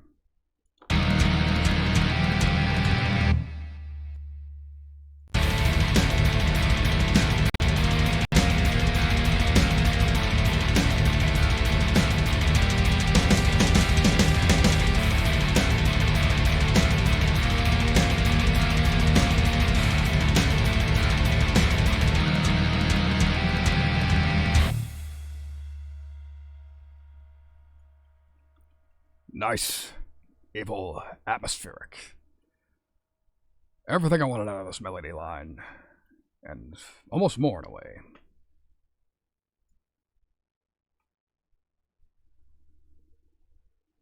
So I think next order of business, let's come up with a verse riff. Let's hear it.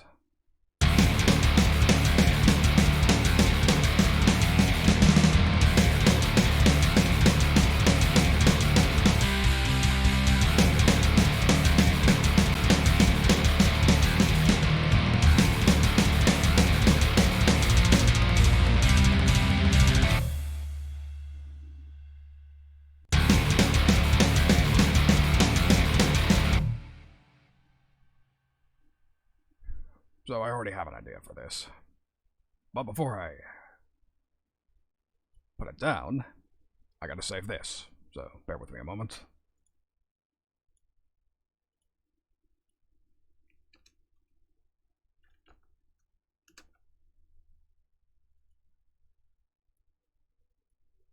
And we're back in action.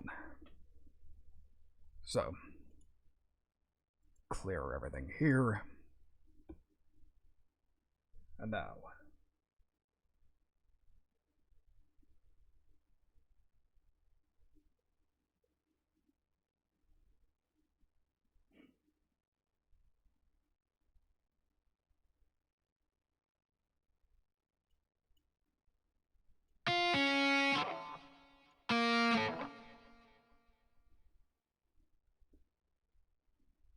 Gonna have to do some fretboard geography here real quick. So, I have a da-da-da-da-da-da sort of idea for the melody. And I know that I want the da-da-da-da to be D for the first repetition.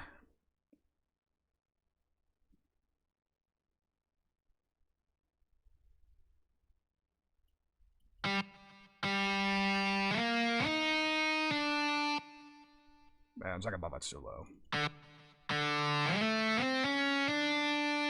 Perfect. Because I want it to be up in this range as opposed to down there.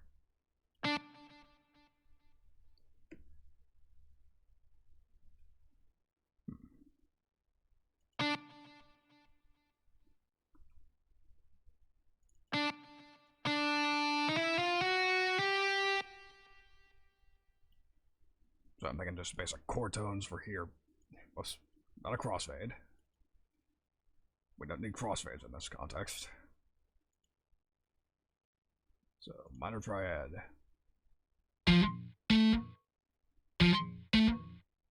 So we're going to go look for an F.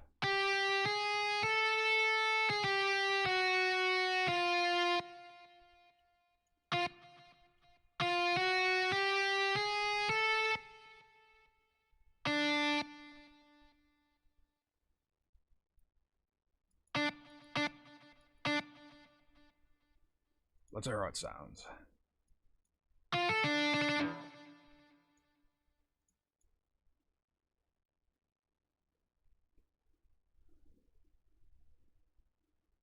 Went by a bit too fast, so. Oh,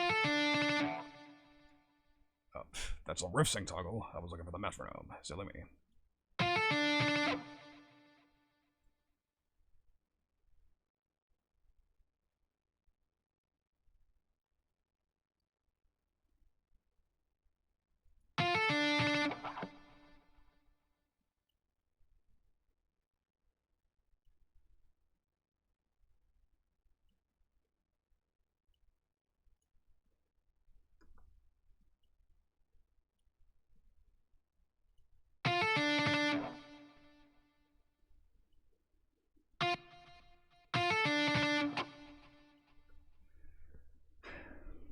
Yeah, I'm trying to measure out the notes here in my head. Ba-da-ba-ba-ba-ba.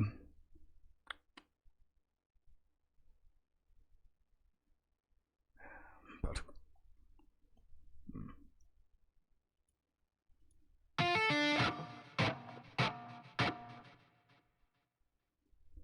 Okay, that metronome sound isn't doing anything for me. Okay, so desperate situations call for desperate measures, so let's just drag it in. I'll turn the metronome on. You won't be able to hear it, but I will, and in this context, that's what matters, so. Ah, well, here's my first mistake. I started it later than I wanted to. I should have pasted it here.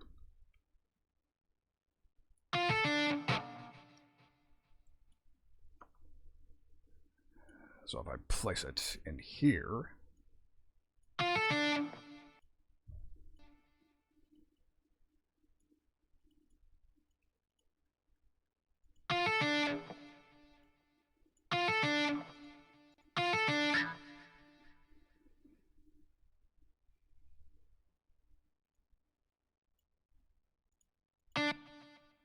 now that's what I want, so.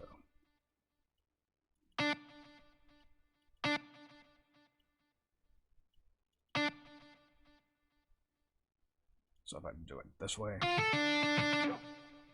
Absolutely perfect. Fantastic. But just to prove that it sounds perfect, let's hear it in context.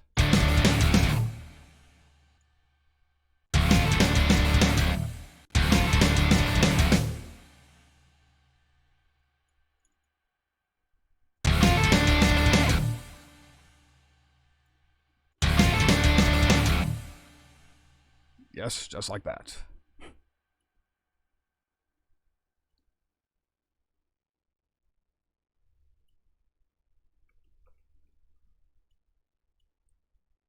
So now we paste that over here.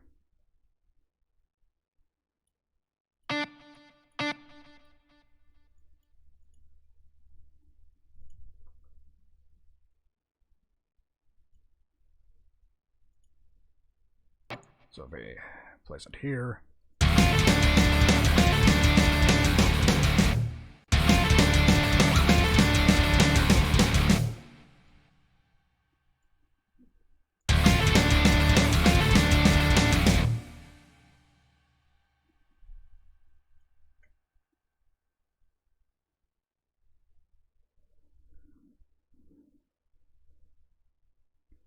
Okay, so I think the next place I want to go is or at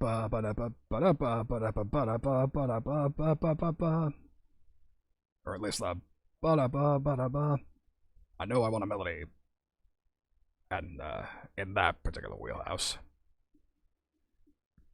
So I think I'll just roll with it for the moment and see how it goes.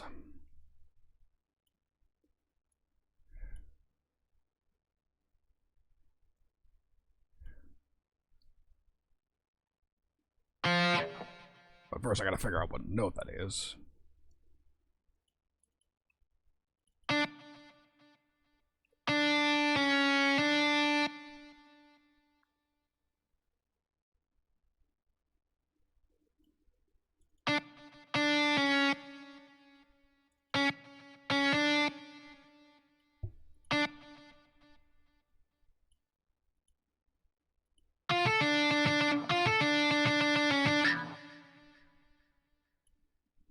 Right idea, wrong notes. So let's probably listen to the context first.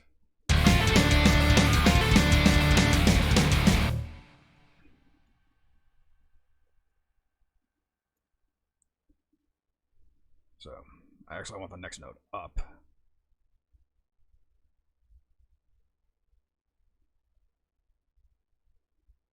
So I'm thinking F-A-F maybe.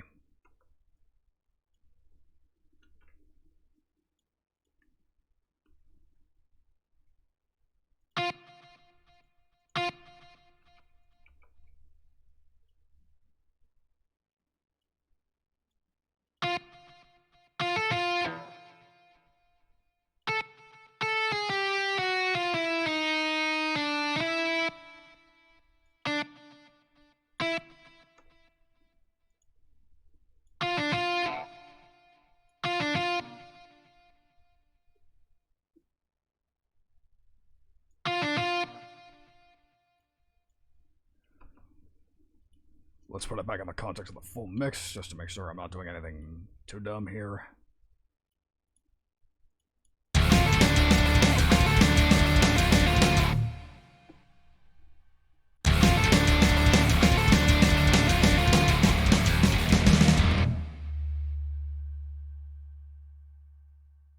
Sorry, give me a moment.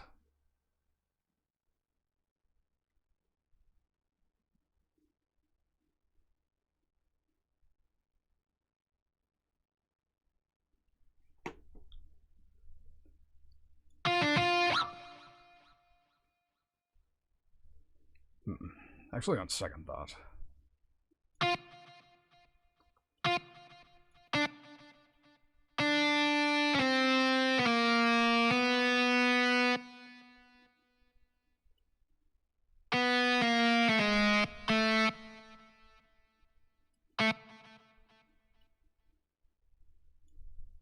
Let's see how that sounds instead.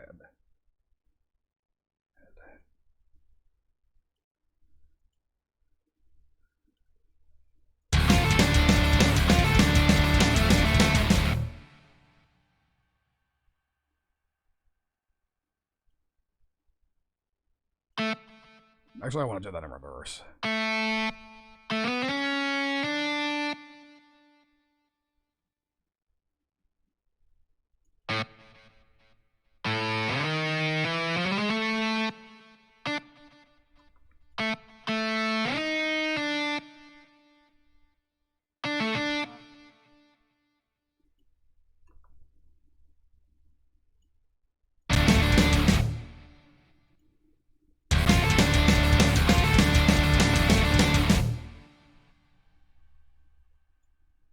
Sounds good enough to me.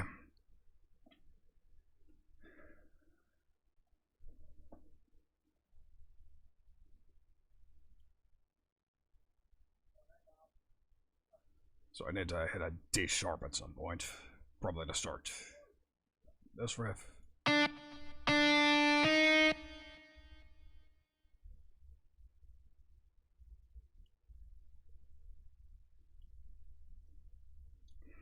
Let's hear it in context so I actually know where to go from there.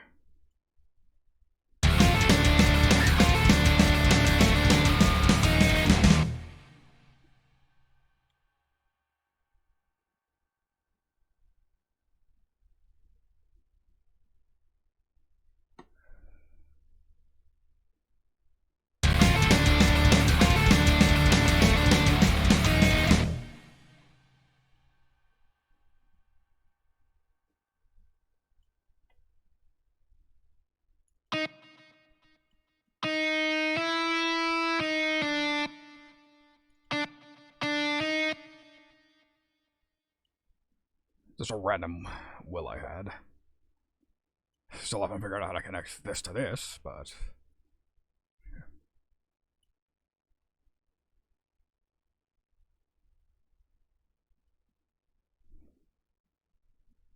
Would be really helpful if I had a Phrygian scale to work with, but...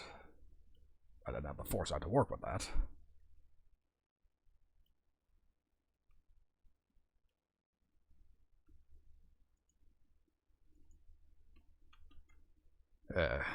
Actually, on second thought...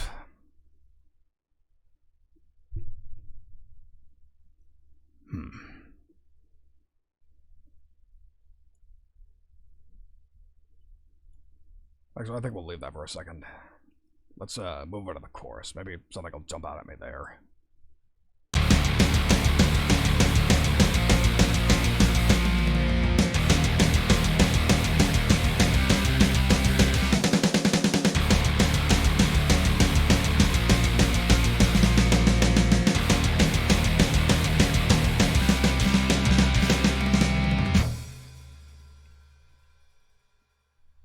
No, nothing obvious coming there either.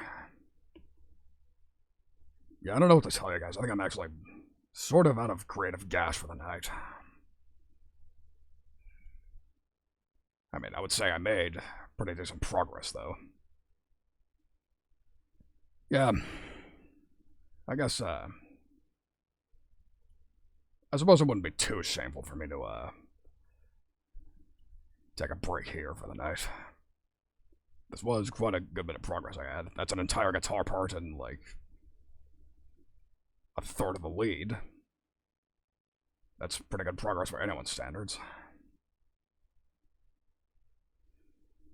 So, yeah. I guess, I suppose we'll call that the end of the night. We, had some fun. We had a nice little hangout. Wrote a good portion of the song. But I think, I don't particularly feel like I have a choice except to, say, call it in here. So, yeah. I guess that's good night. So, yeah. Definitely, hardly a bad bit of progress. Just, again, it would have been nice if I didn't have that rather embarrassing technical difficulty, but you can never really predict these things. Just, again, free programs, you gotta expect a little jankier. So, yeah. Thank you all for coming out. Thank you all for spending time, just watching me work. Just thank you all again. Now, the next stream will probably be significantly more exciting because, as you saw on my schedule, that will be Brutal Legend. And let me tell you guys, I am so looking forward to streaming that. I know that these kind of streams are going to be pretty dry and get into flying over the heads of people who aren't into this shit, but I think this is going to be my first stream that will really have a sort of more mass kind of appeal. or at least as mass appeal as metal can be. Yeah, if I'm lucky, you'll see something of a different side of me on that one. If we're lucky.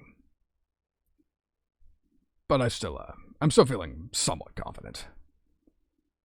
I think it'll be a good time. You ought to come for that. But again, for those of you who decided to give these a shot as per usual, you have my major gratitude. Thank you all very much.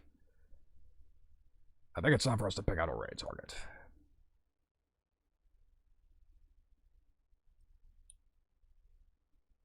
And I think tonight, I'm thinking Crimbo. The good old arcade boss. Seems to be a nice, good enough choice for a target.